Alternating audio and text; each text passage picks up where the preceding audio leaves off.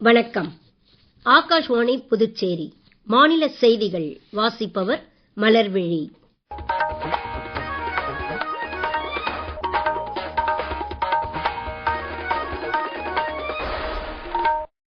தலைப்புச் செய்திகள். பிரதமர் திரு நரேந்திர மோடி இன்று புதுடெல்லியில் பின்லாந்து அதிபரை சந்தித்து பேசியதைத் தொடர்ந்து இரு நாடுகளுக்கும் இடையே பல்வேறு உடன்பாடுகள் கையெழுத்தாகியுள்ளன. இந்தியாவில் 29 கோடிக்கும் மேற்பட்ட பெண்களுக்கு வங்கிக் கணக்கு வழங்கப்பட்டிருப்பதை ஐநா மகளிர் அமைப்பு பாராட்டியுள்ளது.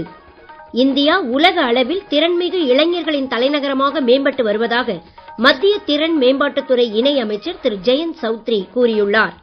திருநள்ளாறு சனிப்பெயர்ச்சி திருவிழாவை ஒட்டி தெற்கு ரயில்வே நாளையும் நாளை மறுநாளும் விழுப்புரத்திற்கும் நாகப்பட்டினத்திற்கும் இடையே சிறப்பு ரயில்களை அறிவித்துள்ளது. இனி விரிவான செய்திகள். பிரதமர் திரு நரேந்திர மோடி இன்று புதுடெல்லியில் பின்லாந்து அதிபர் திரு அலெக்சாண்டர் ஸ்டப்பை சந்தித்து பேசியதைத் தொடர்ந்து இரு நாடுகளுக்கும் இடையே பல்வேறு துறைகளில் ஒத்துழைப்பு தொடர்பாக உடன்பாடுகள் கையெழுத்தாகியுள்ளன. சுற்றுச்சூழல், புலப்பெயர்வு, புள்ளியியல் உள்ளிட்ட துறைகள் இதில் அடங்கும். பிரதமர் பின்லாந்து அதிபர் சந்திப்பு குறித்து கூடுதல் விவரங்கள்.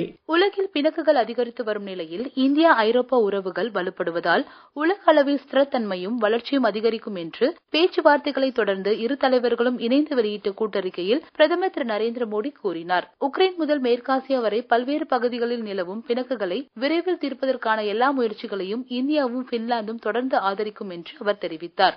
இந்தியாவிற்கும் ஐரோப்பிய ஒன்றியத்திற்கும் இடையில் அண்மையில் எட்டப்பட்ட வரியில்லா வர்த்தக உடன்பாட்டினால் இந்தியாவிற்கும் பின்லாந்திற்கும் இடையே வர்த்தகம், முதலீடு மற்றும் தொழில்நுட்ப ஒத்துழைப்பு மேலும் வலுப்பெறும் என்று பிரதமர் தெரிவித்தார். உலகின் மிகப்பெரிய ஜனநாயக நாடாகவும் உலகிலேயே மிக வேகமாக வளரும் பொருளாதாரமாகவும் திகழக்கூடிய இந்தியாவுடன் ஐரோப்பிய ஒன்றியம் எட்டியுள்ள உடன்பாடு மிக முக்கியமானது என்று பின்லாந்து அதிபர் திரு அலெக்சாண்டர் ஸ்டப் கூறினார்.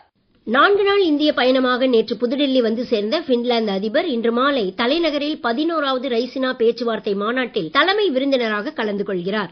குடியரசுத் தலைவர் மற்றும் துணைத் தலைவரையும் அவர் சந்திக்கிறார்.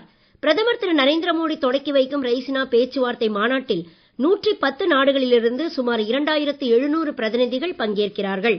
அமைச்சர்கள், அரசு தலைவர்கள், நாடாளுமன்ற உறுப்பினர்கள், ராணுவ தலைவர்கள் மற்றும் முக்கிய தொழில் அதிபர்கள் இதில் அடங்குவர். உலகின் முக்கிய புவி அரசியல் மற்றும் பொருளாதார பிரச்சனைகளை விவாதிப்பதற்கான இந்த வருடாந்திர மாநாடு 3 நாட்களுக்கு நடைபெறும்.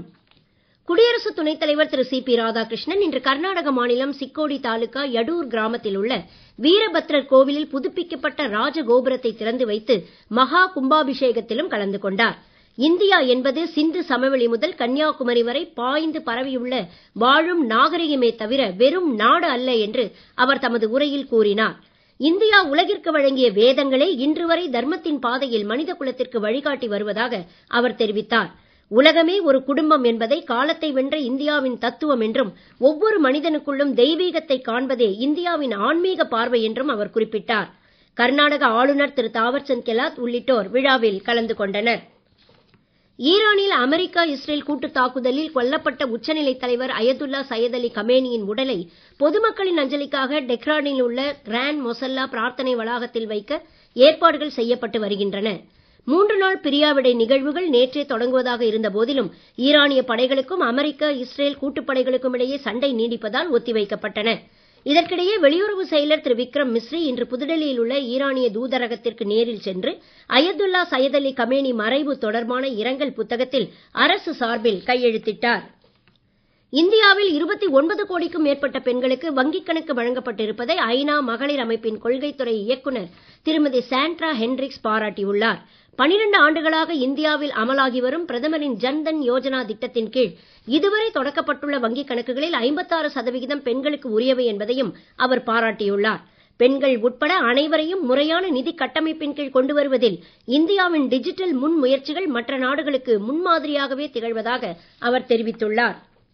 2047ஆம் ஆண்டிற்குள் முன்னேறிய நாடாக இந்தியாவை மேம்படுத்த இளைஞர்கள் புதிய யோசனைகளை வழங்க ஏதுவாக மத்திய இளைஞர் விவகாரங்கள் துறை அமைச்சகத்தால் ஏற்பாடு செய்யப்பட்டுள்ள மை பாரத் பட்ஜெட் குவெஸ்ட் போட்டியின் 2ஆம் நிலைக்கு இதுவரை சுமார் 47,000 கட்டுரைகள் பெறப்பட்டுள்ளதாக அமைச்சகம் தெரிவித்துள்ளது. இப்போட்டியில் வெற்றி பெறுவோர் வரும் 15ஆம் தேதி முதல் தங்களின் யோசனைகளை பிரதமர் திரு நரேந்திர மோடியிடம் எடுத்துக் கூற நேரடி வாய்ப்பு பெறுவார்கள் என்றும் அமைச்சகம் தெரிவித்துள்ளது. பாரத் குவெஸ்ட் போட்டிகளின் முதல் கட்டத்தில் நாடெங்கிலும் இருந்து சுமார் 12 லட்சம் இளைஞர்கள் வினாடி வினா போட்டிகளில் கலந்து கொண்டதும் இதில் உத்தரப்பிரதேஷ், தமிழ்நாடு மற்றும் மேற்கு வங்கத்தை சேர்ந்தவர்கள் அதிகம் என்பதும் குறிப்பிடத்தக்கது.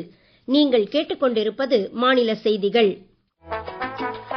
ஆகாஷ்வாணி செய்திகளை நேயர்கள் உடனுக்குடன் தெரிந்து கொள்ள எமது புதுச்சேரி மண்டல செய்தி பிரிவின் சமூக ஊடகங்களான @airnews_புதுவை என்ற எக்ஸ் பக்கத்தையும், all India radio news Puducherry என்ற Facebook பக்கத்தையும், @RNU புதுச்சேரி என்ற யூடியூப் சேனலையும் அணுகலாம். செய்திகள் தொடர்கின்றன. இளைஞர்களுக்கான அரசின் பல்வேறு திறன் மேம்பாட்டு திட்டங்களால் இந்தியா உலக அளவில் திறன்மிகு இளைஞர்களின் தலைநகரமாகவே மேம்பட்டு வருவதாக மத்திய திறன் மேம்பாட்டுத்துறை இணை அமைச்சர் திரு ஜெயந்த் சௌத்ரி கூறியுள்ளார்.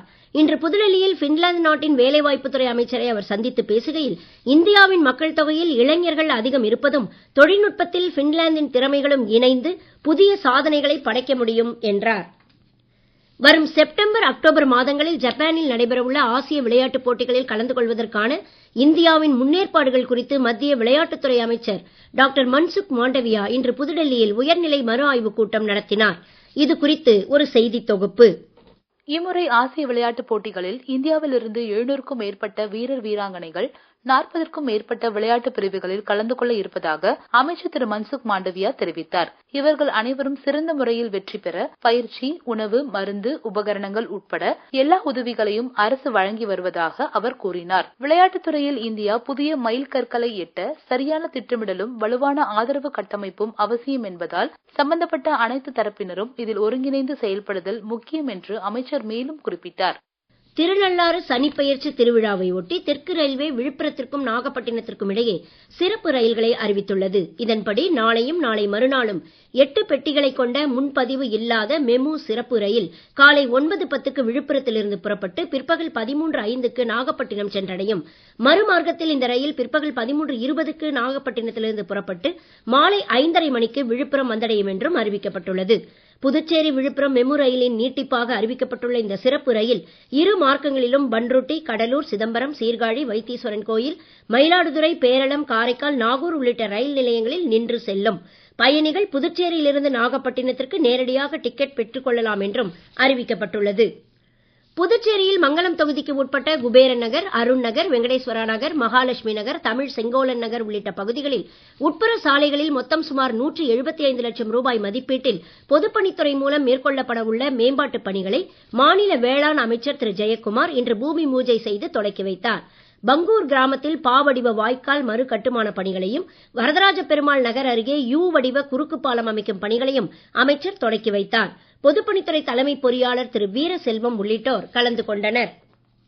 இன்று தமிழ்நாடு மற்றும் புதுச்சேரி, காரைக்கால் பகுதிகளில் பொதுவாக வறண்ட வானிலையே நிலவும் என்றாலும் நாளை கோவை, நீலகிரி மாவட்டங்களில் ஓரிரு இடங்களில் லேசான மழை பெய்யக்கூடும் என சென்னை வானிலை ஆய்வு மையம் தெரிவித்துள்ளது.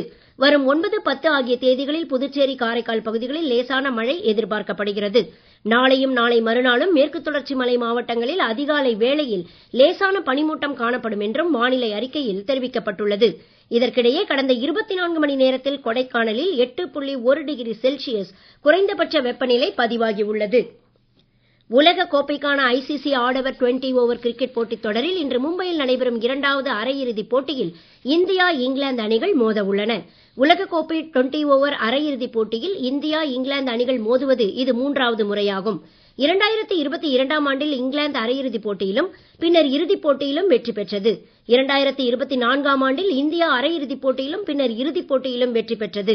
இன்றைய அரையிறுதிப் போட்டியில் வெற்றி பெறும் அணி வரும் ஞாயிற்றுக்கிழமை அகமதாபாத்தில் நடைபெறும் இறுதிப் போட்டியில் நியூசிலாந்து அணியுடன் மோதும். மீண்டும் தலைப்புச் செய்திகள். பிரதமர் திரு நரேந்திர மோடி இன்று புதுடெல்லியில் பின்லாந்து அதிபரை சந்தித்து பேசியதைத் தொடர்ந்து இரு நாடுகளுக்கும் இடையே பல்வேறு உடன்பாடுகள் கையெழுத்தாகி உள்ளன. இந்தியாவில் 29 கோடிக்கும் மேற்பட்ட பெண்களுக்கு வங்கிக் கணக்கு வழங்கப்பட்டிருப்பதை ஐநா மகளிர் அமைப்பு பாராட்டியுள்ளது. இந்தியா உலக அளவில் திறன்மிகு இளைஞர்களின் தலைநகரமாக மேம்பட்டு வருவதாக மத்திய திறன் மேம்பாட்டுத்துறை இணை அமைச்சர் திரு ஜெயந்த் சௌத்ரி கூறியுள்ளார். திருநள்ளாறு சனிப்பெயர்ச்சி திருவிழாவை ஒட்டி தெற்கு ரயில்வே நாளையும் நாளை மறுநாளும் விழுப்புரத்திற்கும் நாகப்பட்டினத்திற்கும் இடையே சிறப்பு ரயில்களை அறிவித்துள்ளது. இத்துடன் இந்த செய்தி அறிக்கை நிறைவு பெறுகிறது. வணக்கம்.